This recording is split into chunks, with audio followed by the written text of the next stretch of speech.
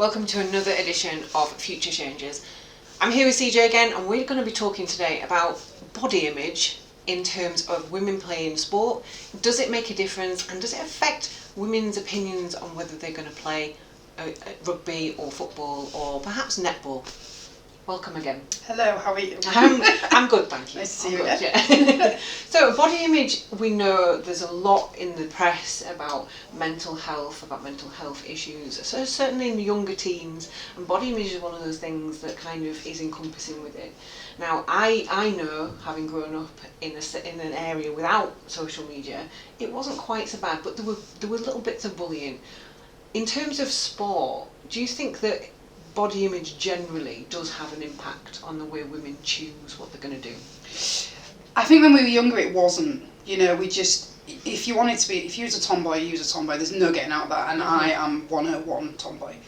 And I wasn't bothered. I mean, I'm 41, so back in the day we wrote on slate, you know. That's basically what I did. And an inkwell. On slate? Yeah, on an inkwell. Obviously now, I'm a mother myself, my daughter's 13, and so body image is a big thing to myself and to her. I've been upset a couple of times by a few little snippets of conversation that she's given me. But I see it a lot with the younger girls as well. I've recently written an article on body image. Okay. I find that when one of the young rugby players has a photograph taken in a not so aesthetically pleasing tackle, or they won't share it on social media. I've even read on a couple of threads, remove it now, delete that now. And this is when parents have actually shared this picture and the child's actually said remove it. I've never seen it on a male rugby players, but I see it on females quite a lot. And one of my discoveries was I was looking for trials. They were trialling for the girls team, and I was tagged in this thread. So I read the thread, as you do. And it slowly became evident that there was a lot of bullying on there from other girls. You're a bit butch, why don't you go for that? And you know, there was quite a few, and I instantly thought, well, why would you do that to a young girl? You know, a girl's got aspirations to become a rugby player, and straight away a younger girl has put that on there. And so I keep an eye on my girls and make sure that they're doing okay in terms of like pictures and stuff like that. But yeah, it is there and I can see it. Do you think it's getting worse? Do you think the issue of choice for... I mean, I play in a male team and the only female that plays. Yeah. And in terms of my image, like you, I'm probably battle hardened. Yeah, you know, definitely. It doesn't really matter. Yeah. I do end up walking into the changing room, you know, and see things I don't want to see, quite frankly. But, you know, that I didn't think about image when I decided to play. I was more concerned about whether I was going to survive, if I'm honest. Against women, yeah. That's why I don't. Brutal. But, you know, I work with Wakefield Trinity Ladies Football, you know, and this is going to sound odd, but they're very pretty. Yeah, they tend to be. Yeah. And the RAF of the rugby, I call it. Yeah, I can see that. But then in rugby league, they're still very pretty. But beautiful girls.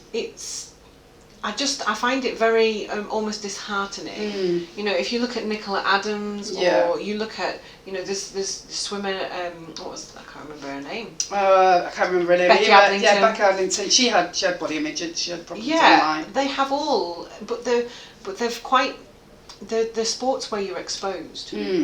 And I think, you know, I've looked at pictures of myself sometimes and thought, what was I doing? In that particular position. But it wouldn't stop me from sharing the pride of the fact that I was there. Yeah.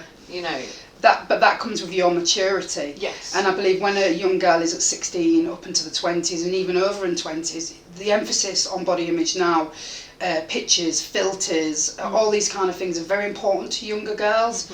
And you can just look at their social media straight away and you will see they only post photographs of them pose in a certain and I'm guilty of it as well, you know. I like a good filter. I can look at some of the pictures of me, I look like the back end of a bus, you know. I've really, you know, if I've been tackled or I'm tackling. Yeah. When I'm tackling, I've got this really aggressive stance. I'm supposed to be like that, you know, and when I'm being tackled, I look like I've been hit, you know, and that's how it's supposed to be. But I don't have any of them worries or woes because at my age now, I'm in a relationship. He plays rugby, so he knows exactly what it's like. And I suppose when they're younger and they're just finding their own I suppose their own lifestyle, their personalities, they're growing. You got to remember these girls are still maturing. They're still at that infancy. And what do they say when we're 18, 19, women are fully formed? Not really, not really. I think once you hit 21, not mentally, without a shadow of a doubt, because there's more mental woes now on children as opposed to what it was with us. So you've got a 41-year-old woman playing rugby with a 16-year-old, in my eyes, girl. You know, and that gap is vast, and I tend to take a step back on that. I don't get heavily involved in, let's say, socialising things. I can't. She's 16 years old. I'm a part of the team, but in terms of, you know, their lifestyle outside of rugby, I take a step back. They've got to enjoy themselves. They need to have fun. They don't want fuddy old 41-year-old CJ going, what you doing? But I do care about them. You know, and if I do see them sharing something, because a lot of girls do share a lot of emotional posts, you know, they're a little bit more honest in coming forward. And I will send them a quick message. There is an anonymity though as well, isn't there? I mean, in some ways they're unfortunate when they're playing for Hull KR because they are a role model. They are massively. And at 16 years old, you've become a role model for younger girls definitely. who have that aspiration to be where you are. And then if you're emotional sharing with that, almost an anonymity, because you're not talking to a person, that can sometimes lead to maybe sharing a bit more than you need to, or making yourself look a little bit more vulnerable, and then people can come in and with negativity on that. I think that sometimes is where an older head perhaps can say, just maybe... Well, I spoke with Helen, who's our community trust, and she mentioned at the presentation night that they were bringing in different, so State of Mind, they've been there already, brilliant Jo Phillips and her gang, also other kind of, let's say, help, so things about self-harming, you know, body image, all these different things are being brought into the female teams, and they will be delivered to them girls at the younger age, obviously the 12s up to the 19s open age, so that Hull KR are producing and helping these girls with, you know, life woes, because it's not, you know, you and I both know when it's coaching, it's not about just being on that pitch. You're a social worker, you're a pretend parent, you're a guide, you know, you're some guidance, you're everything rolled into one. A big sister as well. A big sister. Well, see, the coaches we've got at Hull KR is Ben Parker and Joe Warder. Big brother then. Love. Do you know what, these guys, they image each other, they just go together like salt and pepper. I've watched them with the way that they coach the girls, and it's not a good cop, bad cop, they just fit perfectly.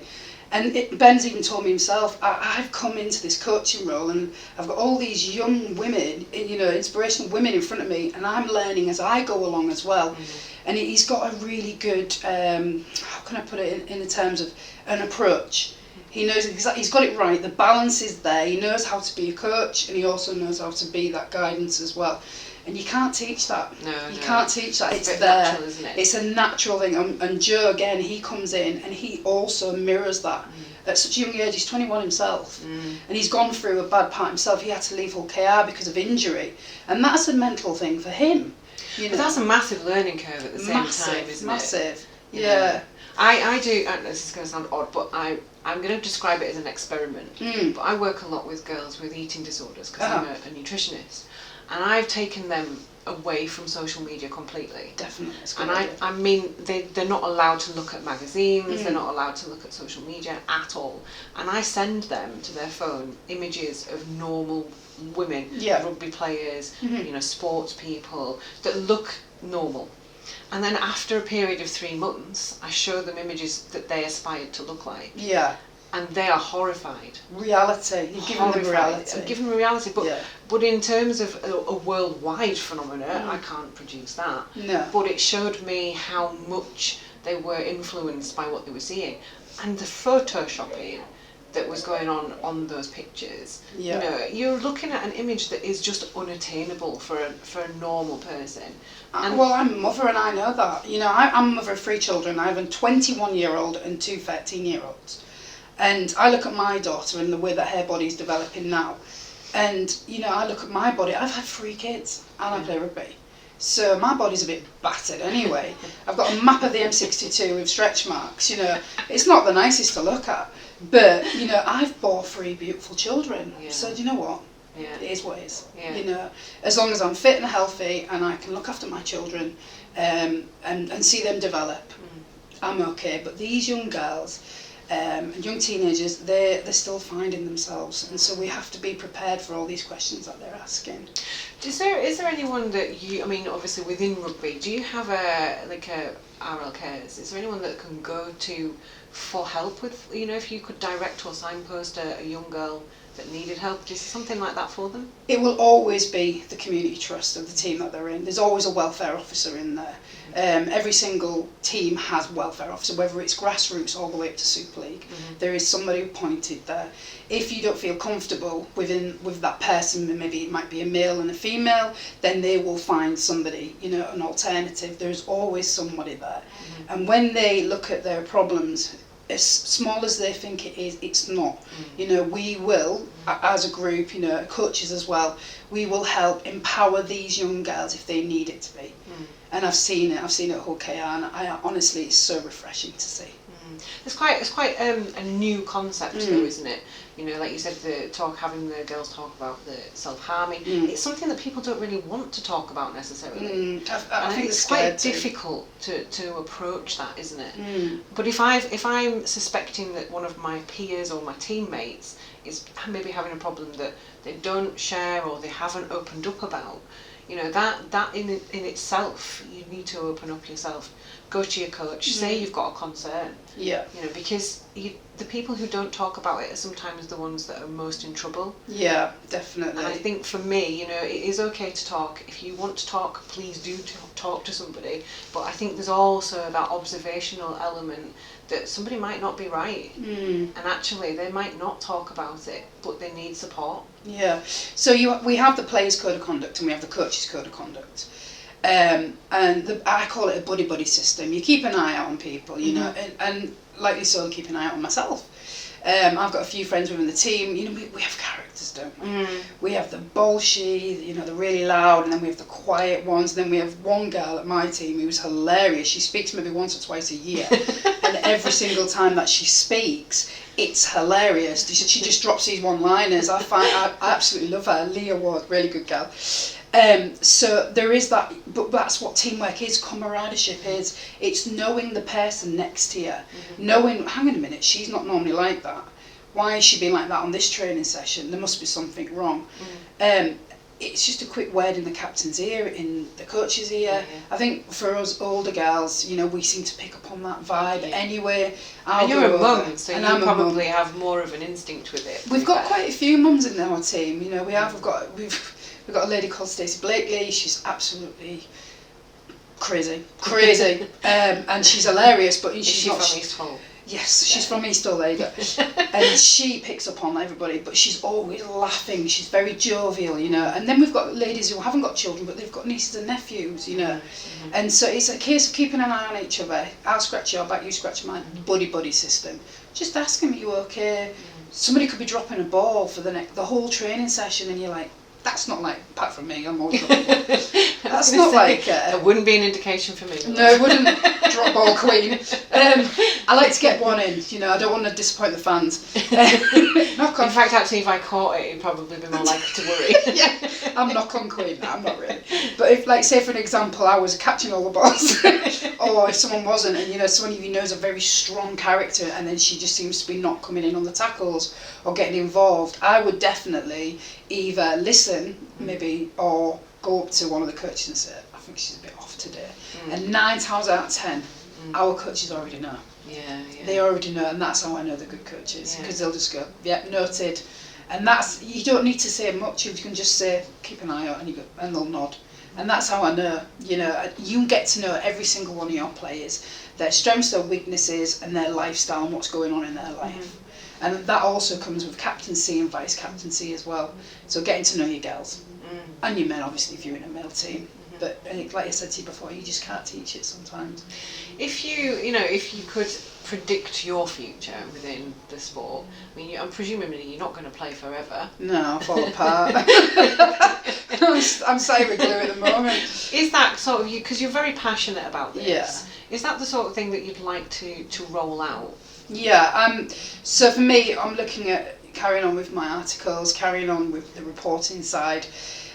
Safeguarding is massive to me. Massive.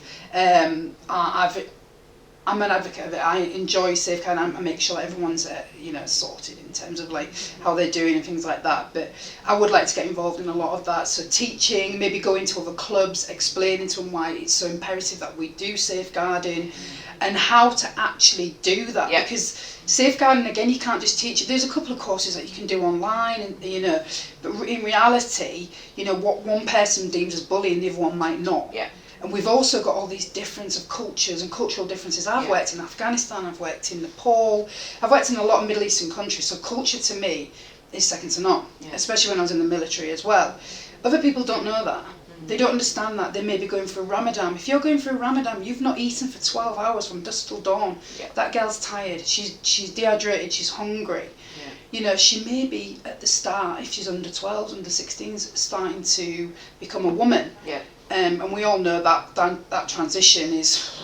I've got a 13-year-old. Yeah, she's crackers. I'm frightened of her. I'm really frightened of my own daughter. So that could be coming into effect. Yeah. I also know that there's a study coming out, which came out with the World Cup women's football team, that when a woman's just about to come on to her monthlies, we change. We could put on to 6 to 7 pounds of water. We are. That's a whole other topic. We can talk about training and menstrual cycles another time. Exactly, yeah. But so obviously mental health comes from that. Yeah. So yeah. So that would be a great way. I think that'd be brilliant. Yeah. To roll that out. Yeah, definitely. Yeah. Well, good luck with that. Thank I'm you. sure it'll happen. Mm. And just don't ask me to help you because I'm busy enough. No, I'm joking. Yeah. Help me. Thank you very You're much. welcome. You're welcome. If you want to contact us about this or any other topic, you can do so. Our details are on the screen. Thank you very much for watching. Goodbye for now.